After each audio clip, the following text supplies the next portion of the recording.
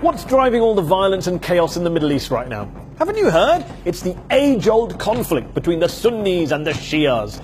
Well, actually, that's a myth. The truth is, it's about power, not piety, and it's a very recent phenomenon, not an ancient one. We're talking 40 years, not 14 centuries.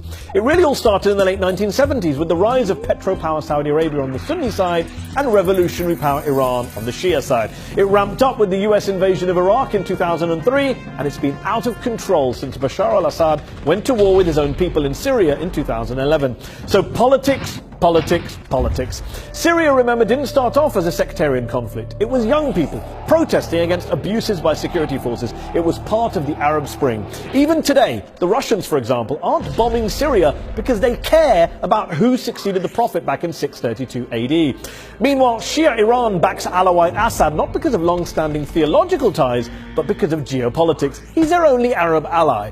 After all, the Alawites were only deemed to be an offshoot of the Shias around 40 years ago.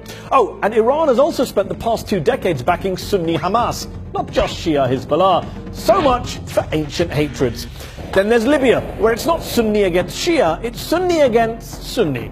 And of course Yemen too, where supposedly it's Sunni government forces versus Shia Houthi rebels, yet the Shias in Yemen are called Zaydis, and Zaydis aren't actually that dissimilar to Sunnis in their beliefs.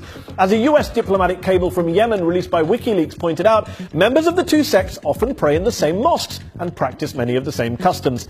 So a lot of this Sunni-Shia conflict narrative is just a product of lazy, simplistic, cliched journalism, which not only allows a whole host of Western governments to avoid responsibility for a mess in the Middle East that they helped create, but also glosses over the fact that yes, ISIL wants to kill every Shia it can lay its hands on, but most Muslims just want to get along with each other and aren't buying into the ISIL narrative. To talk incessantly and sweepingly of a global Sunni-Shia conflict completely ignores political alliances, lifelong friendships, and yes, love stories too.